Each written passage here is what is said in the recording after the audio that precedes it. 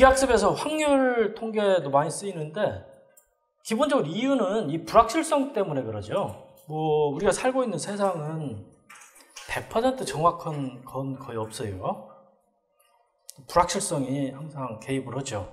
그래서 그런 불확실성을 잘 다루기 위해서 확률 통계라는 게 쓰이고요. 이건 이제 윷인데 우리가 윷을 던지면 나올 수 있는 가지수가 도, 개, 걸, 윷, 뭐 5가지죠. 이게 던졌어. 그러면 샘플이 하나 발생한다. 이렇게 볼 수가 있죠. 또 하나 던지면 두 번째 샘플이 발생한다. 또 던지면 세 번째 샘플이 발생을 한다.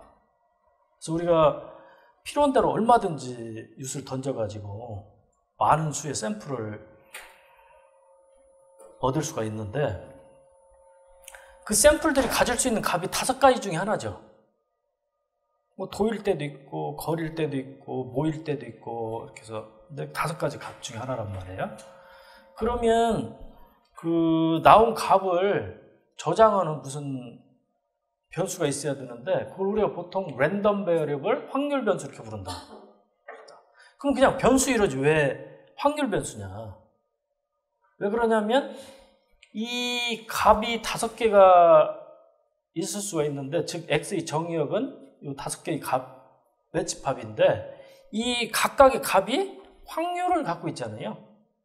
도일 확률, 개일 확률, 거릴 확률. 그래서 확률이 같이 따로 붙어 있다고 그래서 우리가 랜덤 베어리블 확률 변수 이렇게 불러요. 자, 예를 들어 가지고 x가 도일 확률은 16분의 4예요. 개일 확률은 16분의 6, 거릴 확률은 16분의 4, 윷 또는 모일 확률은 16분의 1. 그래서 그 x라는 확률 변수가 가질 수 있는 5가지 값 각각에 대해서 우리가 확률을 지정을 했죠. 확률 분포를 우리가 지정을 한 거예요. 확률 분포. 이게 발생할 수 있는 모든 값에 대해서 확률을 지정을 하면 확률 분포가 되는 거죠. 자, 우리가 이렇게 일일이 나열해서 이 P라는 표기를 써서 표현할 수도 있고 또는 이렇게 그림으로 그려서 표현할 수도 있죠. 그래서 가로축은 가질 수 있는 값이고 그 다음에 세로축은 이제 확률이고 물론 이걸 다 더하면 이제 1이 돼야 되고 이것을 다 더하면 이 면적이 이제 1이 돼야 되고 그 다음에 지금 윷 같은 경우는 5개의 디스크리트한 값을 갖는데 뭐 사람 키라든지 몸무게라든지 또는 뭐 어디 파이프의 압력이라든지 뭐 부피라든지 이런 것들은 이런 x값이 컨티뉴어성 값이잖아요. 연속된 값이죠. 그래서 이런 경우는 이런 매끄러운 곡선이 되고 이것을 확률 밀도 함수 probability density function 줄여서 PDF라고 보통 부르죠. 그다음 얘는 확률 질량 함수 PMF probability 이제 mass function 이렇게 부르죠. 자, 윷같이 이제 하나의 값으로 구성되는 경우도 있는데 아이리스 같은 경우는 어떤 샘플이 4개의 값으로 표현이 되잖아요. 그래서 이런 경우는 랜덤 베어리블 이렇게 부르지 않고 랜덤 벡터 이렇게 불러요. 확률 벡터.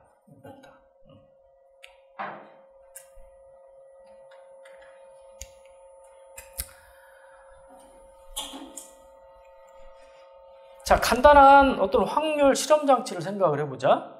주머니가 있어요. 주머니 속에는 1, 2, 3이라는 세 종류의 번호가 적혀 있는 어떤 카드가 들어있어요. 그 다음에 그 병이 3개가 있는데 그 각 병에는 공이 들어있는데 하얀색 공, 파란색 공이 이제 섞여서 들어있어요. 근데 그 비율이 좀 달라. 먼저 이제 이 예를 보면 이 주머니 속에는 카드가 2, 4, 6, 8개가 들어있는데 1번 카드가 하나, 2번 카드가 4개, 3번 카드가 3개가 들어있죠. 그러니까 1번이 발생할 확률, 2번이 발생할 확률, 3번이 발생할 확률이 각각 좀씩 다르죠. 자, 이 카드를 나타내는 것을 우리가 y라는 확률 변수로 표기하자. y는 가질 수 있는 값이 1, 2, 3 중에 하나죠. 그 다음에 여기서 이제 공을 뽑으면 그 공의 색이 흰색 아니면 파란색이죠. 이제 그걸 나타내는 것을 우리가 y라는 확률 변수를 사용을 하자. 그럼 x는 가질 수 있는 값이 흰색 또는 이제 파란색 둘 중에 하나예요. 그래서 우리가 정의역이 y는 1, 2, 3, x는 파랑, 하양 이렇게 이제 표기할 수가 있죠. 이 실험은 간단해요. 먼저 여러분이 그 주머니 속에 손을 이렇게 집어넣고 카드를 하나 쏙 뽑아요. 그럼 이제 이게 2번이 나왔다 그러면 2번 공에다가 2번 병에다가 손을 집어넣어 가지고 공을 하나 이렇게 뽑는 거죠. 그리고 여러분 이제 공의 색깔을 보고 흰색이면 하양, 파란색이면 파랑 이렇게 외치는 거예요.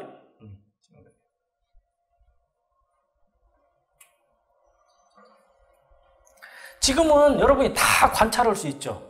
이 주머니 속에 뭐 1번, 2번, 3번이 몇 개 들어있는지도 볼 수 있고 1번 공에 흰색이 몇 개, 파란색이 몇 개, 2번 공도 마찬가지, 3번 공도 마찬가지, 병도 마찬가지 다 보이잖아요. 근데 이게 가려져 있을 수도 있어요. 또는 일부만 가려져 있을 수도 있고. 그리고 여러분이 관찰할 수 있는 것은 이 실험 보는 사람이 위치는 흰색, 파란색 이것만 계속 여러분 관찰할 수가 있어요. 뭐 그런 경우도 있고 그래요. 자, 이런 이제 시나리오에서 여러 가지 이제 확률 표기라든지 간단한 이제 확률 연산이라든지 뭐 우도라든지 베이스 공식이라든지 이런 것들을 유도를 해보자. 먼저 1번 카드를 뽑을 확률은 우리가 P 하고 Y 이퀄 1 이렇게 하면 되죠. 랜덤 베리어블, 즉 확률 변수 Y가 1일 확률. 우리가 줄여서 이렇게 쓸 수도 있어요. Y라는 걸 빼고. 그러니까 Y를 생략을 해도 뭐 큰 혼란이 없다 그러면 아주 간단한 표기를 위해서 그냥 P1 이렇게 쓸 수도 있어요. 얼마예요? 간단하죠. 우리가 보면 공이 8개인데 1개밖에 없으니까 8분의 1이잖아요. 8번 하면 아마 한 번쯤, 한 80번 하면 80번 뽑아보면 한 10개 정도. 800번 하면 한 100개 정도가 약간의 이제 밸런스를 가지고 이게 뽑히겠죠. 그래서 우리가 P의 1은 8분의 1이다 이렇게 표기를 할 수가 있어요.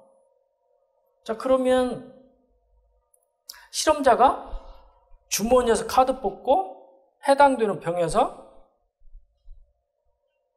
공을 뽑고 그러면 이제 두 개가 관찰이 되는 거죠. 카드도 관찰되고 공도 관찰되고. 그래서 한번 실험을 했는데 카드는 1번이 나오고 공은 하양이 나올 확률은 우리가 P, Y는 1, X는 하양. 뭐 줄여서 P1, 하양 이렇게 표기를 한다.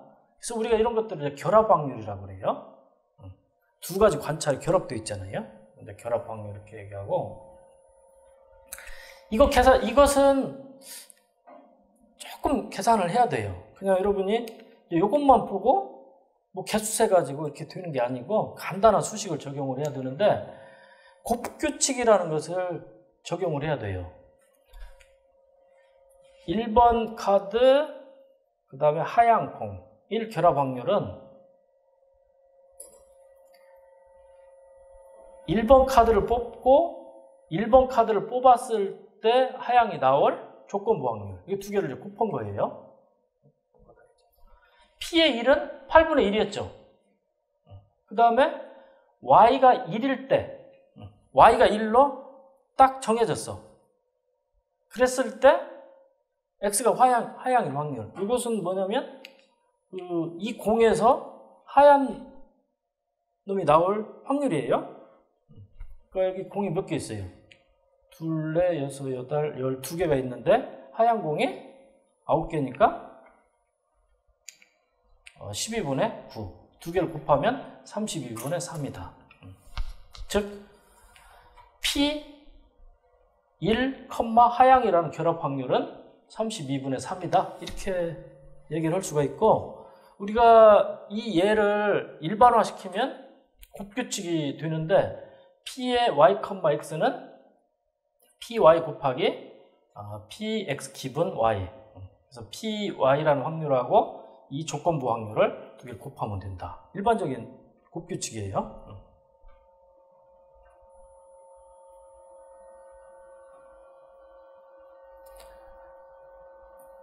자, 그냥 하얀 공이 뽑힐 확률은 카드는 그냥 별로 관심이 없어.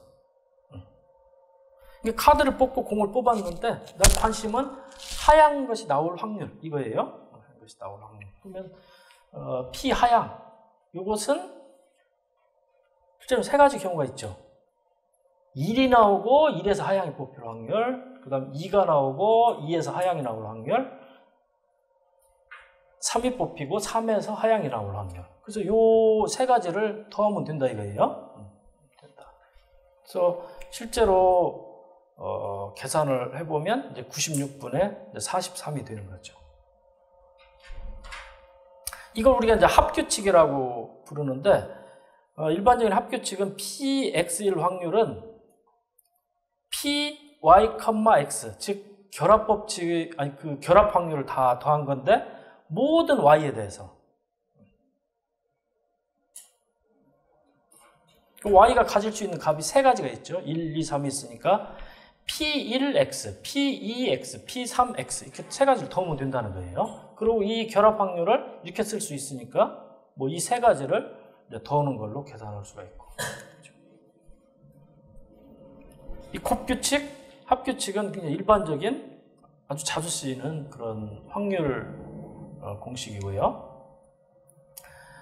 자, 우리가 합규칙, 곱규칙을 이용을 해서 베이지 정리를 유도를 할 수 있는데 Py, x는 이렇게 쓸 수가 있어요. 근데 이게 Pxy가 같거든요. 그래서 이놈을 이렇게 쓰면 이렇게 되고, 이놈을 간단하게 정리를 하면 Py 기분 x는 Px분의 Px 기분 y 곱하기 Py 이렇게 된다. 이게 베이지 정리다. 아주 많이 쓰이는. 자, 내가 Py 기분 x를 계산을 하고 싶어요. 근데 어떤 이유 때문에 이게 까다로워. 그러면 이 세 개의 확률을 계산해가지고 이 공식에 의해서 구해보면 된다 이거죠. 이건 까다로운데 이거는 상대적으로 좀 수월하다 그러면 이 세 가지 확률을 계산을 해가지고 이 수식에다 집어넣어가지고 이 값을 알아낼 수가 있다. 이게 이제 베이지 정리죠.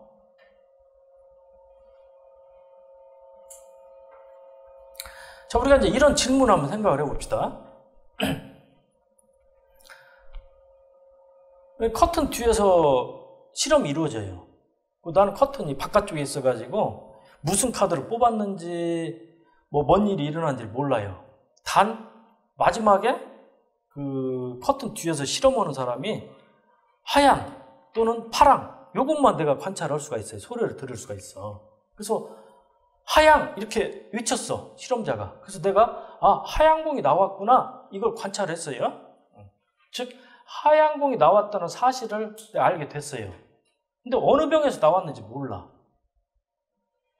그리고 이제 이게 무슨 뭐 내기라고 한번 쳐보세요. 1번 공에서 나올 수도 있고 2번 공에서 나올 수도, 3번 공에서 나올 수도 있잖아요.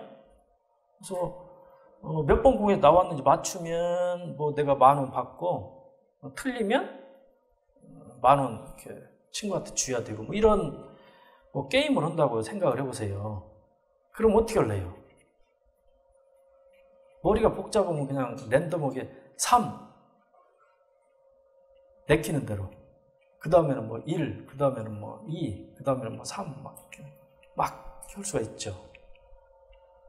근데 여러분 이제 확률을 이해를 하면 물론 1에서 나올 수도 있고 2에서 나올 수도 있고 3에서 나올 수도 있어요. 근데 확률을 계속 여러분이 콜을 해야 돈을 딸 수가 있죠. 그래서 확률을 계산해 보면 되는데, 이걸 우리가 이제 그 수식으로 표기를 하면 아그맥스라는 걸 써가지고 우리가 X를 관찰한 거잖아요. 공의 색깔. 공의 색깔 X를 알았을 때 Y를 알고 싶은 거잖아요. 어느 병인지. 즉 카드의 번호. 1번인지 2번인지 3번인지. 그래서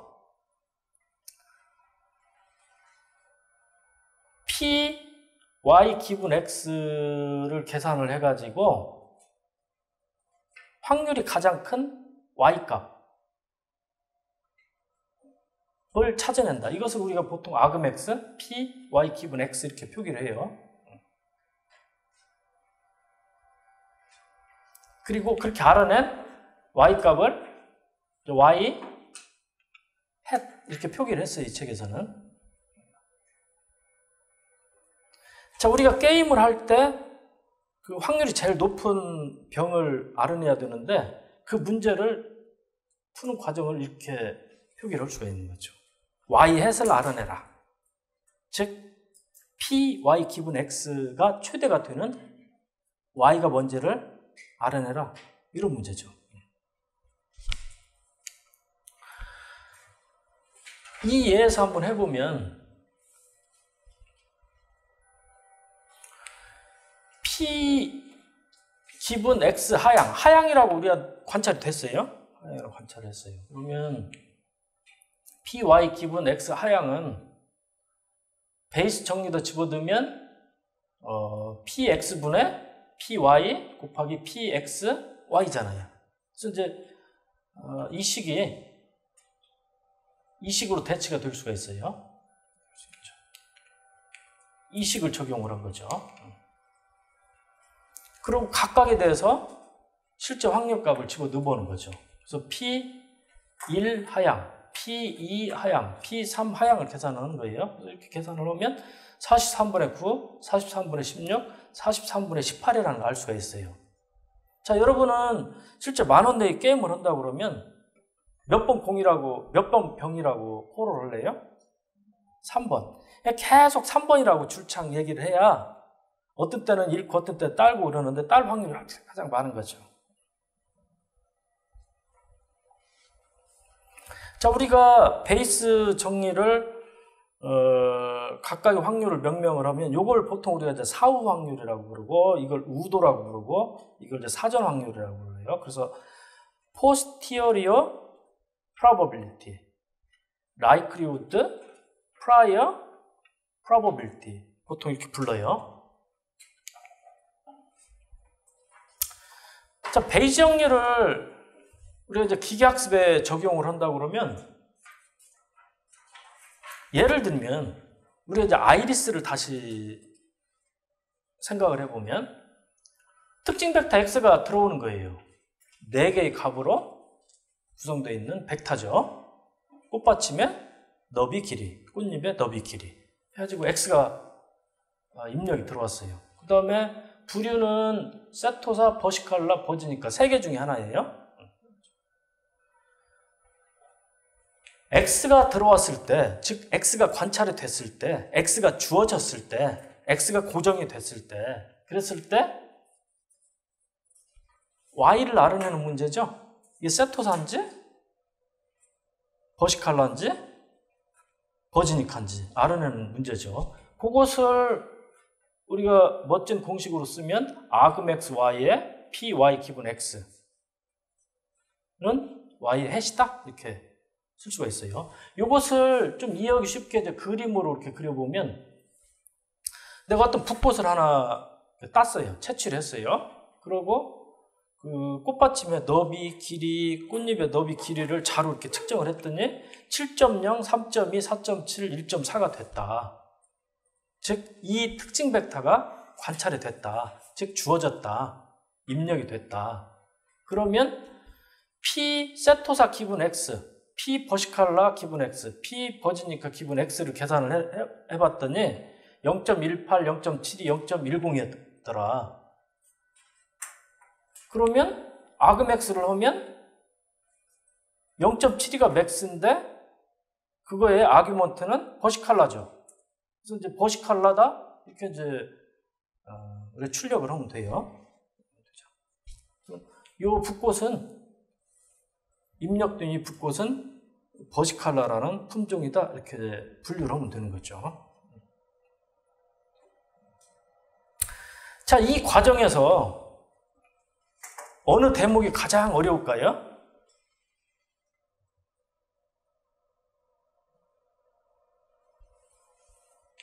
이 붓꽃 따오는 것은 대학원생 시키면 되죠. 좀 하나 따와. 그리고 요거 특징 추출하는 것도 또 다른 대학원생 시키면 돼요. 야, 너 자 좀 가져와가지고 한번 정밀하게 좀 측정해봐라.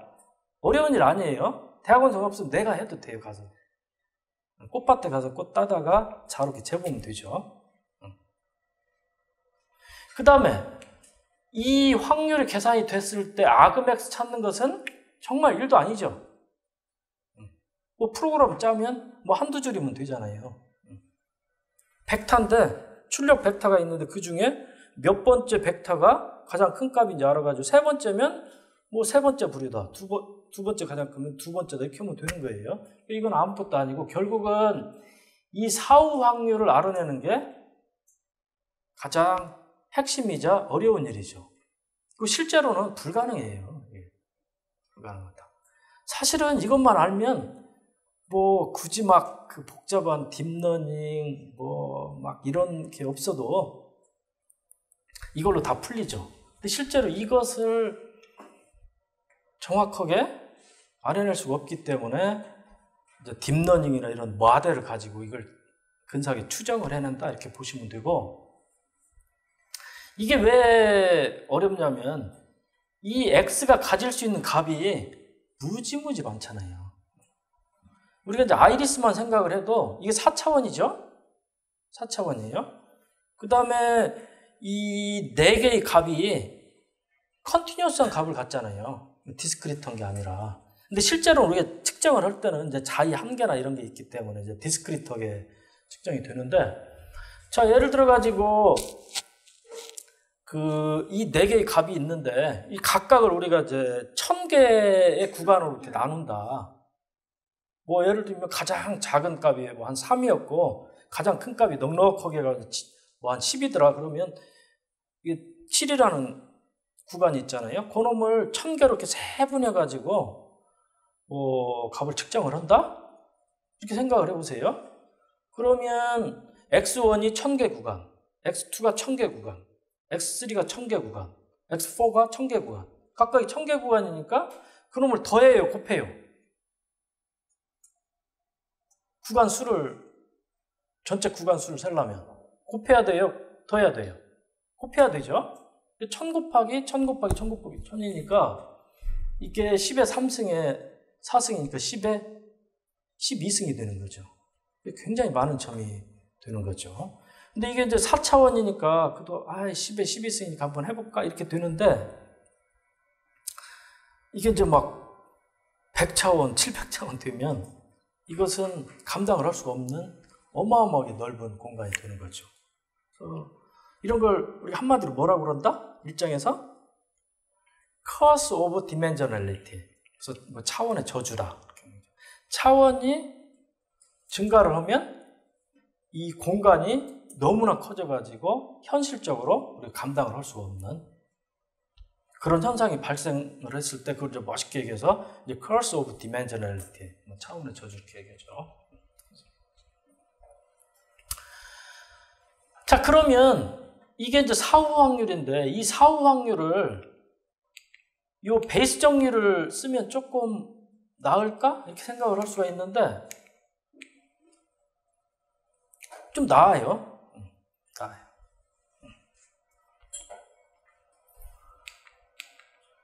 이렇게 바꾸면 이게 이제 사전 확률이 이렇게 이게 라이클리후드 우도인데 사전 확률은 어떻게 측정을 한번 해보면 될까요? 우리 어떤 직관력을 가지고 생각을 해보면 막 들판에 가서 랜덤하게 붓꽃을 막 채취를 하는 거죠. 그래서 한 1000개쯤 채취를 했더니 세토사가 그 중에 350개예요. 그러면 P 세토사의 사전 확률 얼마예요? 0.35죠. 1000개를 채취했는데 뭐 350개가 발생했으니까 들판에 한 35%, 0.35개 정도가 발생하는구나. 알 수가 있죠. 그래서 사전 확률은 그런 식으로 추정을 하고, 물론 이제 그 샘플링을 많이 할수록, 즉 파퓰레이션을 크게 할수록 정확도는 높아지겠죠. 그 다음에 우도는 어떤 부류가 정해진 상태에서 추정을 해야 되기 때문에 사후 확률보다는 수월해요. 근데 이것도 여전히 굉장히 까다로운 문제다. 어려운 문제다. 그리고 이제 그 차원이 좀 낮다든지 뭐 100차원 이렇게 되면 여전히 이 우도도 추정하기가 힘들고요. 그 차원이 좀 낮다든지 어떤 특수한 상황 같으면 그 우리가 이제 6장에서 density estimation, 그 밀도 추정을 공부를 하는데 거기에 여러 가지 기법들이 있어요. 뭐 커널 기법, 그 다음에 그 가우시안 믹스처 뭐 이런 기법들이 있어요. 그래서 그런 기법들을 써가지고 추정을 할 수는 있다. 근데 차원이 높은 현실적인 문제에서는 그것조차도 적용이 힘들다. 이렇게 보시면 돼요.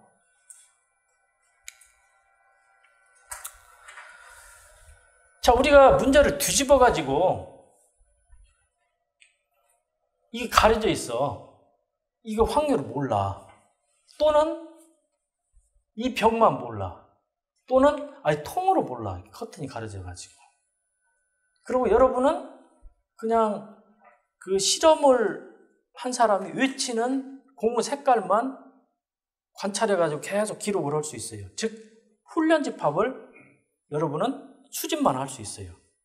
그래서 커튼 바깥에서 수집을 해봤더니 파랑, 하양, 파랑, 하양 이런 식으로 막 외쳐 거기서 실험을 막 여러 번 해가지고 그럼 여러분이 쭉 그런 기록을 했더니 이런 그 데이터 집합을 얻게 되는 거죠. 즉 이게 이제 훈련 집합이죠. 이걸 가지고 원하는 뭔가를 추정을 해놔야 돼요. 예를 들면 이것을 추정한다든지 이 상황에서는 뭐 이걸 추정한다든지 다 가려진 상황에서는 이런 걸 추정한다든지. 물론 추정해야 되는 매개 변수가 많을수록 어려운 거죠. 정확도가 떨어질 테고.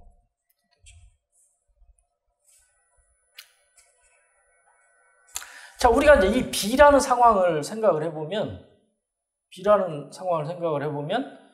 이 속에 하얀 공하고 파란 공이 섞여서 들어있는데 각각의 확률이 얼마냐? 이걸 알아내라는 거예요. 이 데이터 가지고.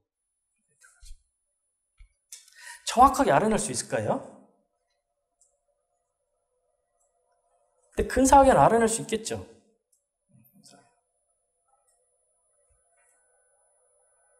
우리가 뭐 그냥 간단하게 생각하면 흰 것이 많이 나오면 뭐 3번에도 흰 것이 많이 들어있다 이렇게 볼 수도 있고 좀 많이 확률을 주고 이제 파란 거에는 확률을 좀 적게 주고.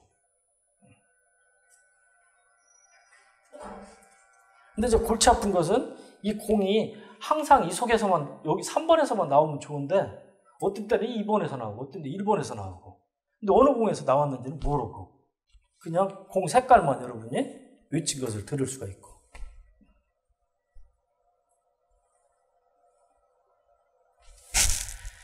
자, 우리가 이 그림의 B라는 상황에서 생각을 해보면 우리가 추정해야 되는 매개 변수가 몇 개예요? 2개죠. 그러니까 흰 공의 확률, 파란 공의 확률이죠.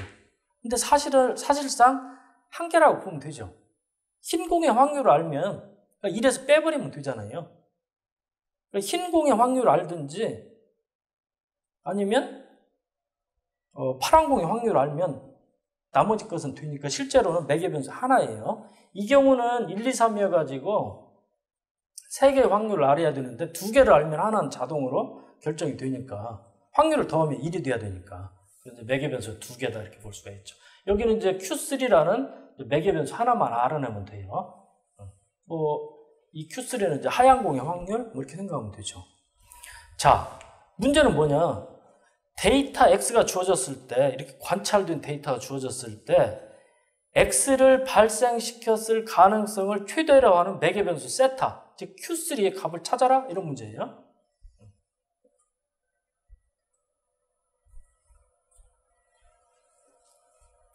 Q3를 얼마로 했을 때 0.3으로 해야 되는지 0.31로 해야 되는지 아니면 0.6으로 해야 되는지 0.9로 해야 되는지 어떤 값을 했을 때 이것을 발생시켰을 가능성이 가장 높냐 이런 문제죠. 자, 이걸 우리가 수식으로 쓰면 이렇게 돼요. P, X 기분 Q3 에서 아금 X Q3예요.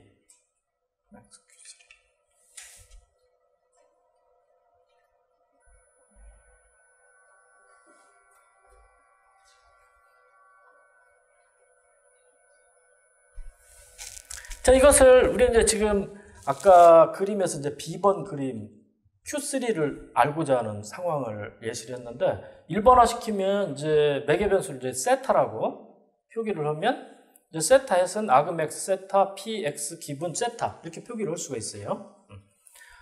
X라는 데이터를 발생시켰을 가능성이 가장 큰 매개 변수의 값 세타를 찾아라.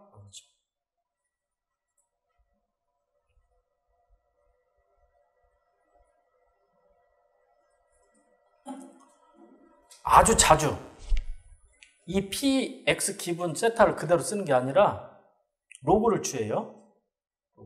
그러냐면 이제 PX 기분 세타는 이 X 속에 샘플이 여러 개가 들어있잖아요. 만약에 1000개가 들어있다 그러면 그 1000개의 확률을 각각 곱한 거거든요. PX1 기분 세타, PX2 기분 세타 해가지고 1000개를 곱했는데 확률이 1보다 작은 값이잖아요. 근데 그것을 1000번 곱하면 어떻게 돼요? 값이 막 점점 작아지잖아요. 그래서 뭐 여러분 알다시피 컴퓨터 메모리가 한정이 돼 있잖아요. 플롯 같은 경우는 이제 4바이트 쓰고 더블 같은 경우는 이제 그 2배인 8바이트 쓰고 그러잖아요. 한정돼 있어요. 프리시전이. 그러다 보니까 값이 너무너무 작아져 가지고 나중에는 그냥 0으로 확 바뀌어 버린다는 거죠.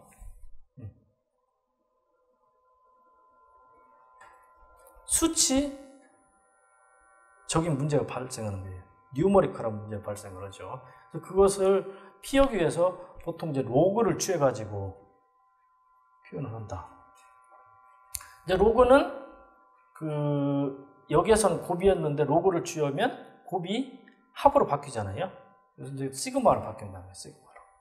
그래서 그런 수치적인 문제를 피할 수 있다. 그래서 보통 이제 로그 우도를 많이 쓴다.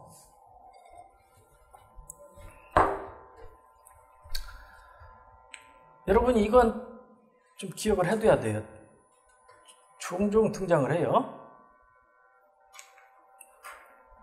자, 그 다음에 우리한테 어떤 데이터가 주어졌을 때 그놈의 어떤 요약 정보를 찾고 싶을 수가 있죠. 아주 다양한 요약 정보가 있는데 가장 많이 쓰는 것은 평균과 분산이죠. 평균은 그 n개의 값을 다 더한 다음에 그냥 n으로 나눠주면 돼요. 이제 보통 뮤로 표기를 하고, 분산은 각각의 값에서 뮤, 즉 평균값을 빼가지고 그놈 제곱해서 다 더한 다음에 그놈을 이제 n으로 나눠주면 되고, 이건 이제 스칼라 값일 때 그렇게 되고, 우리한테 주어진 데이터가 벡터다. 뭐 기계학습에서 항상 벡터들이 샘플을 표현을 하고 있으니까요. 그래서 이제 볼드체로 xi가 주어지면 이 벡터를 다 더해가지고 n으로 나눠주면 뮤라는 평균 벡터가 나오고, 그 다음에 xi라는 벡터에서 평균 벡터를 빼가지고 둘을 트랜스포즈 해가지고 둘을 곱하고 그놈을 다 더해가지고 n으로 나눠주고, 그러면 이제 공분산 행렬 시그마가 나오고, 코베이런스 매트릭스 시그마가 나오죠. 그 공분산 행렬은 요 x라는 벡터가 d 차원이면, 즉 d개의 값으로 구성이 되어 있으면 d by d예요. d by d.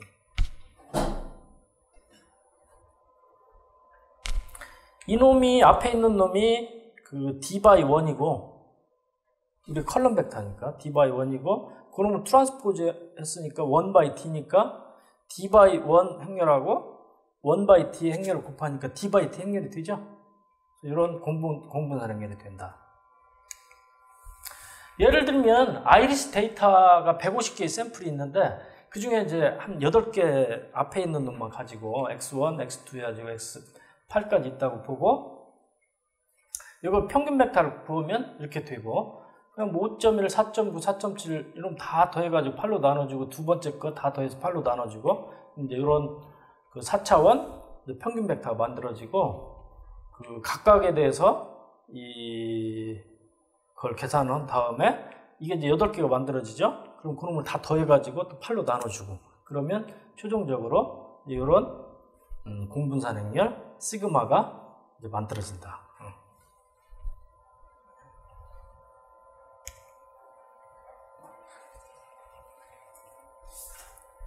기계학습에서 많이 쓰이는 확률 분포가 있어요.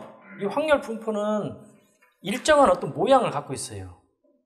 대부분이 아주 이쁜 모양을 가지고 있고, 그 다음에 그 모양을 매개 변수 1개 또는 2개 가지고 우리가 그 컨트롤할 수가 있죠. 그 매개 변수 값을 바꾸면 얘가 모양이 거기에 따라서 이렇게 바뀌는 그런 형태고, 이제 가장 많이 쓰는 게 이제 가우시안 분포죠. 1차원에서는 이렇게 생겼고, 2차원에서는 이런 어떤 그 산 모양을 이루고 있고, 되겠죠.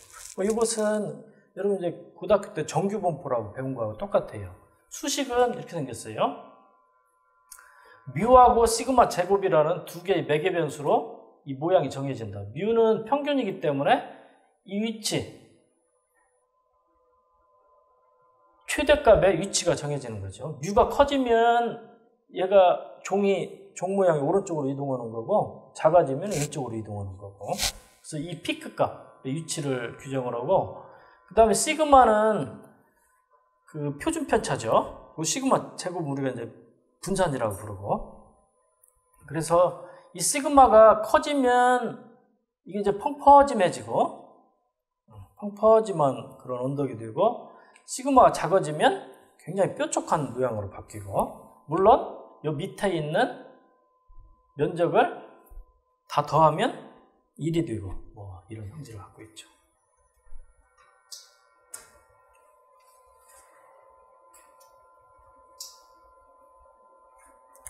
이 차원 이상에서는 이렇게 정의가 되고, 그래서 평균 벡터하고 그 다음에 공분산 행렬. 그래서 평균 벡터는 그 피크인 지점을 나타내고, 그 다음에 시그마는 이게 이제 펑퍼짐원 정도를 나타내는데, 이게 이제 D 차원이니까 D개의 방향으로 어디는 펑퍼짐하고 어디는 가파르고 이렇게 다 다를 수가 있어요. D개의 방향으로. x 빼기 뮤하고 여기에 이제 트랜스포즈를 하고, 시그마에 공분산 행렬에 인버스가 들어가고, 역행렬에 x 빼기 뮤를 곱하고, 그놈의 이제 익스포넨셜, 상용로그의 몇 승 뭐 이런 꼴이죠. 그 다음에 여기 앞에서 이제 루트 시그마를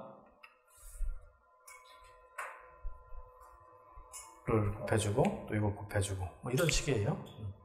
생긴 모양은 이런 모양이 되고, 이게 2차원까지는 우리가 그릴 수 있는데 3차원 이상은 그림은 못 그리죠. 근데 수학적으로는 뭐 얼마든지 높은 차원까지 다 정의가 돼요. 그 다음 베르노이 분포가 있는데 얘는 간단해요. 이 x라는 변수는 1 또는 0을 가져요. 성공, 실패. 그리고 p는 성공할 확률이에요. 그럼 실패할 확률은 1 빼기 p죠. 그래서 이런 식으로 표기를 할 수 있죠. x가 1일 확률은 여기 이제 1이니까 p 1승, 1-P의 0승. 그러니까 P가 되고, X가 0일 확률은 이게 P의 0승이니까 1이 되어버리고 1-P의 1승이 되니까 1-P가 되고, 이것을 우리가 베르누이 분포라고 부르고, 이 베르누이 분포를 좀 확장을 하면 이제 이항 분포가 되는데,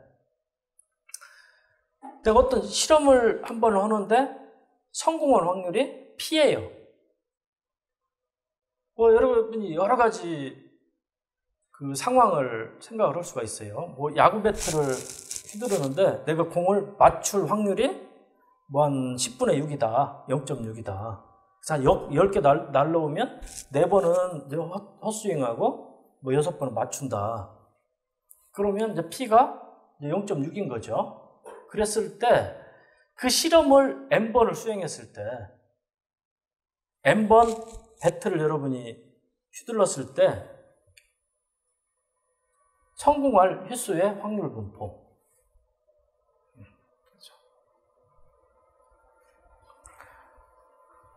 10번 성공 확률이 0.6이라고 그러면 M이 11대.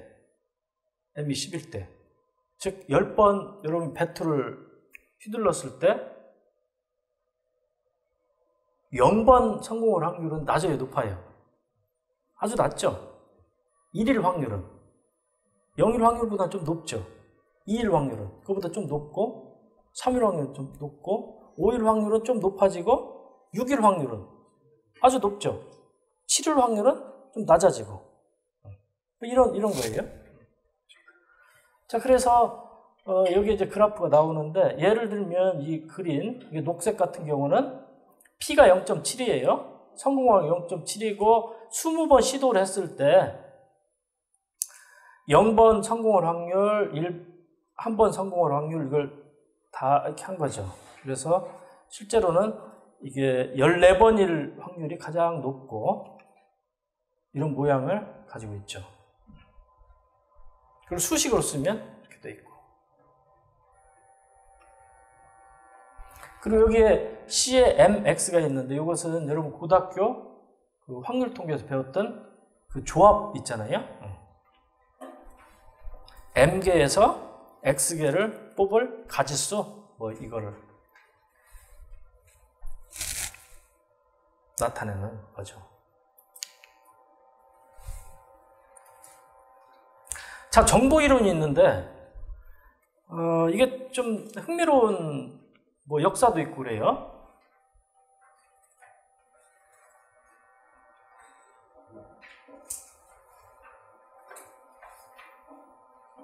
여러분이 뉴스를 봤는데 고비 사막에 눈이 왔다 이런 메시지를 여러분이 취득을 했어요. 겨울이에요 지금. 근데 또 대관령에 눈이 왔다 그런 메시지를 취득을 했어요. 이 두 개의 메시지가 누가 더 많은 정보를 여러분이 취득을 했다고 볼 수 있어요?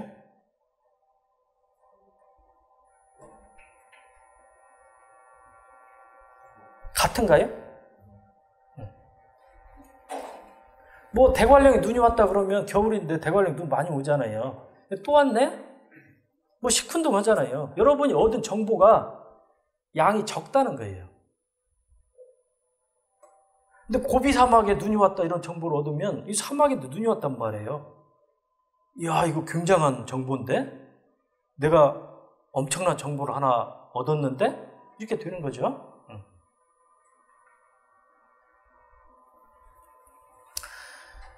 자, 이걸 고민한 사람은 한 100여 년 전에 아주 유명한 과학자 클로드 샤논이라는 사람이에요. 그래서 이제 샤논이라는 사람이 그 인포메이션 시오리, 정보 이론의 기초를 닦았고 그 뒤에 계속 발전돼가지고 이제 기계학습 이런 데서도 일부 사용이 되고 이렇게 됐는데 이 클로드 샤논이라는 사람은 아주 뛰어난 사람이죠. 여러 가지 업적이 있는데 크게 두 가지를 내세울 수가 있어요. 하나는 인포메이션 시오리를 토대를 닦았어요. 아주 중요한 일을 했어요. 또 하나는 혹시 아는 학생 있어요? 샤논. 아마 여러분이 그 디지털 논리로 이런 책 보면 어떤 책 같은 경우는 간단한 역사 같은 걸 제시를 하고 그랬을 수 있을 것 같은데, 여러분 그 부울이라는 사람 알아요? 부울. 뭔 사람이에요? 부울 대수를 만든 사람이죠. 그러니까 여러분 대수라고 그러면 뭐 3 더하기 5는 8이죠. 이런 것들이 대수예요. 알지브라죠. 이런 것은 그냥 정수나 실수를 가지고 대수를 하는 거죠. 근데 한 200여 년 전에 살았던 부울이라는 사람은 이런 비슷한 대수를 로직에 적용할 수 없을까? 이런 생각을 한 거예요. 로직에. 그리고 로직은 어떤 변수가 있을 때 그 변수가 뭐 3.5, 마이너스 5.9 이런 값을 갖는 게 아니고 참이냐 거짓이냐 이런 값을 갖는 거죠. 그래서 참 더하기 참 하면 뭐가 돼요? 참이 되죠. 참 더하기 거짓 하면 참. 참 더하기 거짓 더하기 참. 거짓 더하기 거짓 하면 거짓. 우리가 이제 이걸 부울대수에서는 더하기라고 않고 오화라는 연산자로 표기를 하고 어떨 때는 이제 플러스로 쓰기도 하고 다른 기호를 쓰기도 하고 그러죠. and는 참일 때만 참이고 그 나머지 세 가지 경우는 이제 거짓이고. 이게 여러분 가만히 생각을 해보면 초등학교 때부터 배웠던 그런 대수하고 비슷하죠. 단지 변수가 실수나 정수값을 갖는 게 아니라 참 또는 거짓이란 두 가지 값만 갖는 그 차이가 있는 거죠. 그 다음에 거기에서도 복잡한 이제 수식으로 뭐 가로도 치고 뭐 분배 법칙, 결합 법칙, 교환 법칙 뭐 이런 것들이 어떤 거 성립하고 어떤 거 성립 않고 막 이렇게 되는 거예요. 띠오렘도 생기고 보조 정리도 생기고 되는 거죠. 그 부울이라는 사람이 그런 부울 대수라는 것을 정립을 했죠.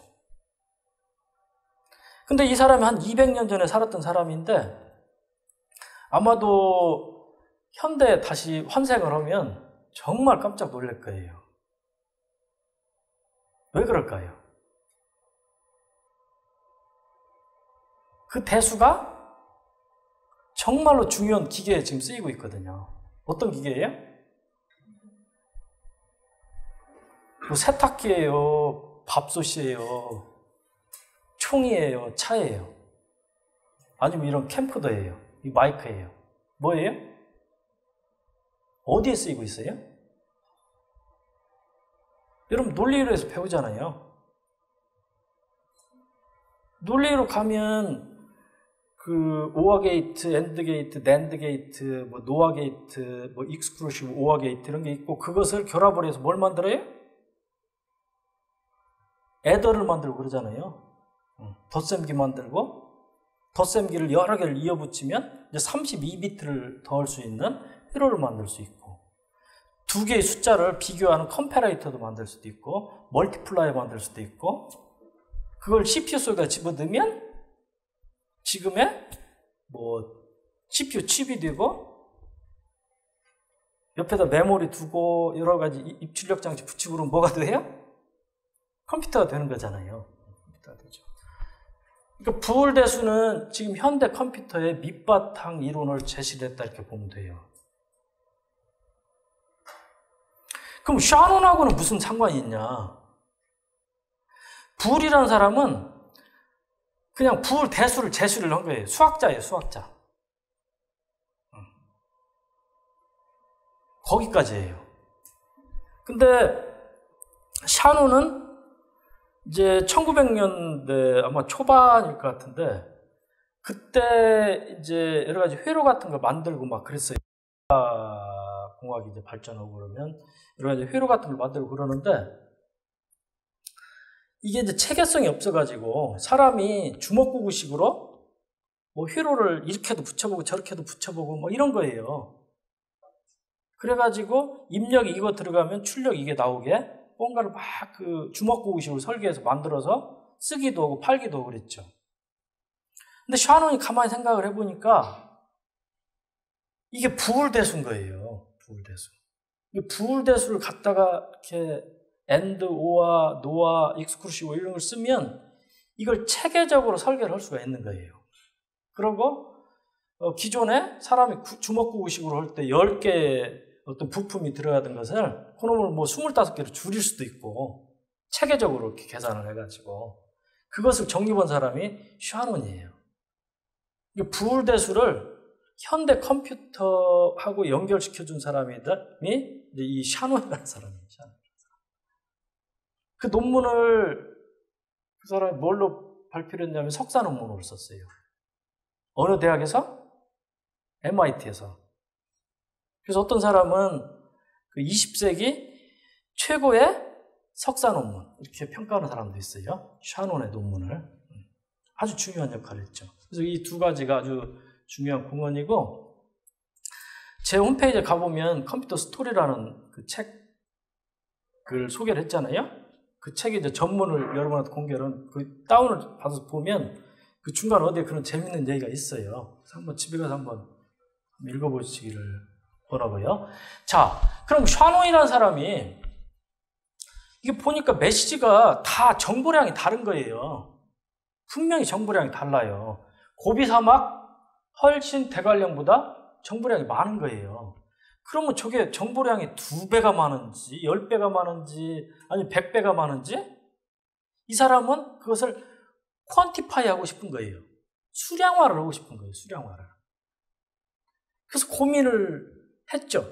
고민을 했는데 결국은 probability다 이렇게 결론을 내린 거죠. 그러니까 확률이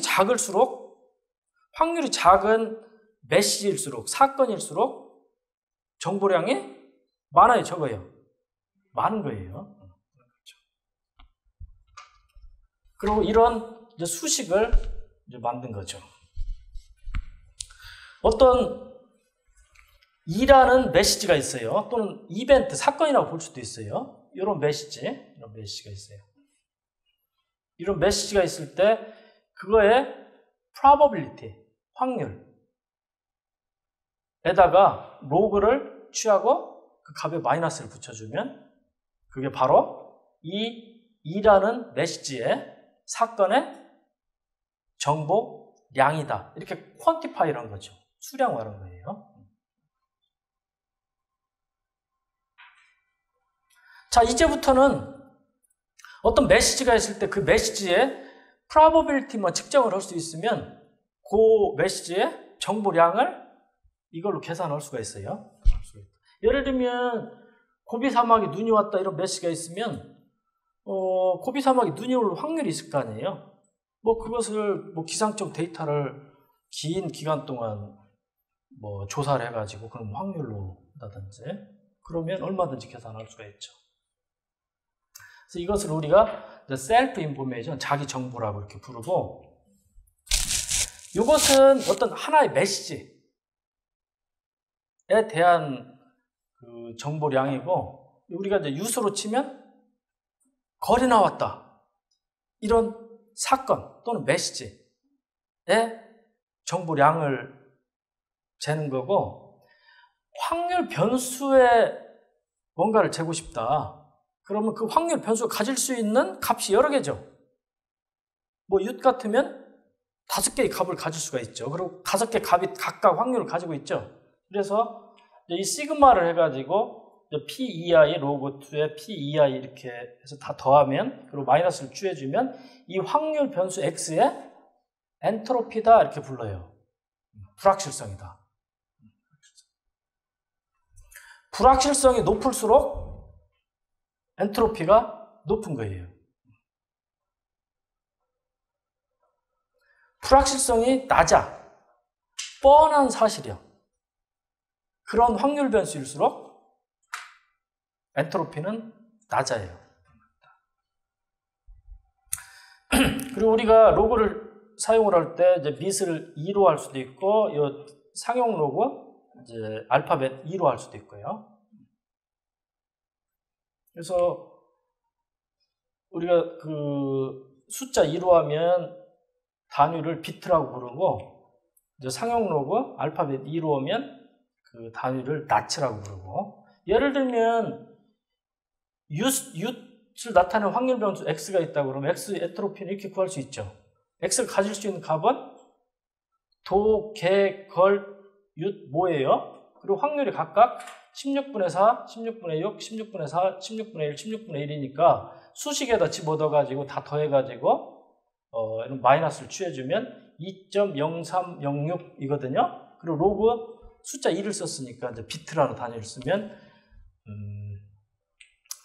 x라는 확률 변수의 엔트로피는 2.0306비트입니다. 이렇게 얘기를 할 수가 있어요. 그리고 이제 자, 주사위는 어떨까요? 주사위는 우리가 가질 수 있는 값이 6가지죠. 1에서 6까지. 그 확률이 다 6분의 1이죠. 그래서 그 6가지 이렇게 다 수식에다 집어넣어가지고 더해서 마이너스를 붙여주면 2.585비트다. 이렇게 얘기할 수가 있어요. 자, 그러면 우리가 그 유시라는 확률 변수, 그 다음에 주사위라는 확률 변수의 엔트로피를 각각 계산을 해봤는데 누가 엔트로피가 더 높아요? 주사위가 더 높죠. 왜 그럴까요?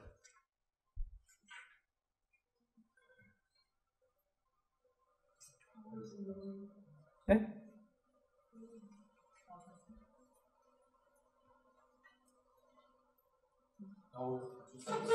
네? 그죠? 하나는 얘는 이제 6가지 값이 있고 얘는 5가지 값이 있죠. 그 가질 수 있는 값을 가지수가 많으면 많을수록 어떻게 될까요? 커질까 작아질까? 이제 그게 하나의 요인이고, 또 하나는 얘는 모든 값이 동일한 확률을 가지고 있죠. 불확실성이 높아요, 낮아요?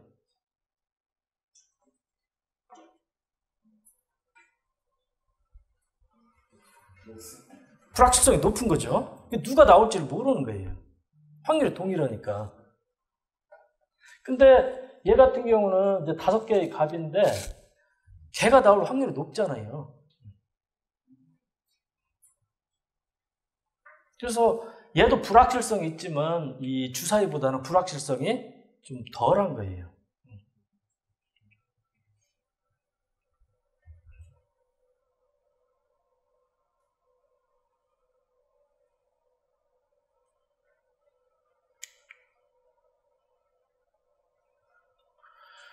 자, 교차 엔트로피라는 개념이 있는데, 교차 엔트로피는 그냥 엔트로피는 어떤 하나의 확률 변수, 하나의 확률 분포에 대해서 측정을 한 거였죠. 근데 확률 분포가 2개가 있어요. P라는 확률 분포, Q라는 확률 분포가 있어요. 예를 들면 주사위가 있는데 이렇게 정상적인 주사위가 있고 6분의 1씩인, 또 하나는 이게 찌그러져 가지고 다 달라요. 나오는 확률이. 그러면 얘도 6개의 값을 가질 수도 있고 얘도 6개의 값을 가질 수도 있죠. 정의역이 같죠. 같은데 확률 분포가 다른 거예요. 그래서 하나는 그 P라고 부르고 또 다른 확률 분포는 Q라고 그러면 2개의 확률 분포 간에 크로스 엔트로피라는 개념이 있는데 이렇게 정의가 돼요. 그래서 px 곱하기 로그 qx,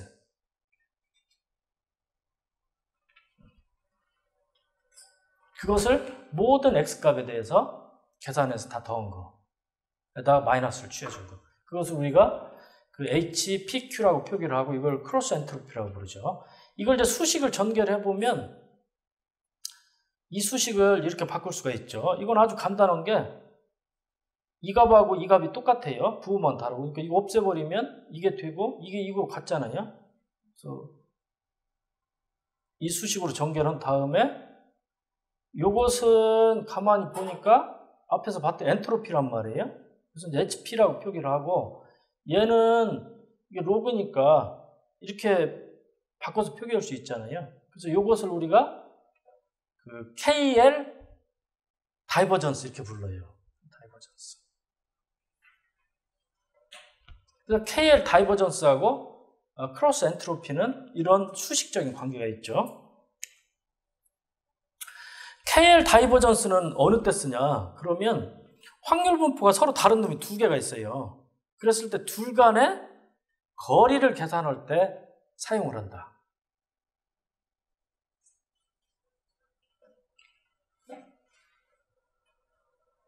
여기서 이제 거리란 말을 썼는데 엄밀한 의미의 거리는 아니에요. 왜 그러냐면 여러분이 쉽게 증명을 할 수 있는데 KL, PQ하고 이걸 뒤집은 KL, QP하고 달라요.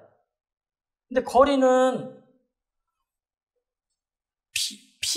P라는 점하고 Q라는 점 간의 거리나 Q에서 P라는 점 간의 거리나 같잖아요.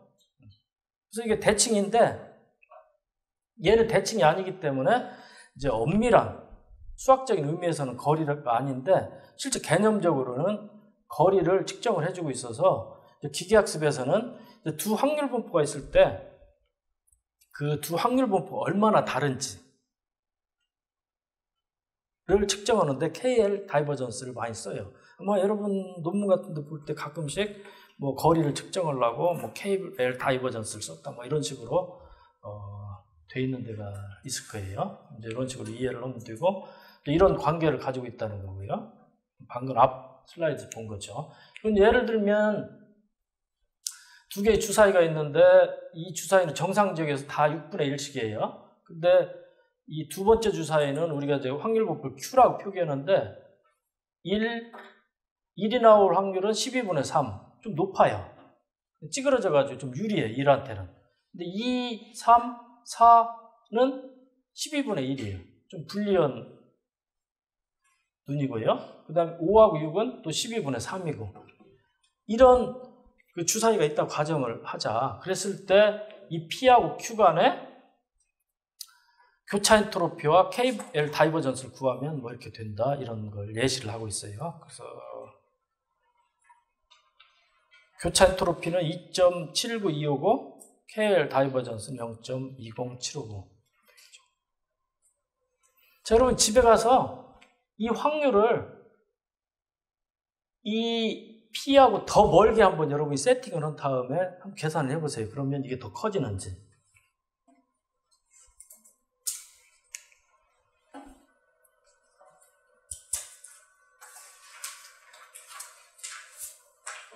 자, 여기까지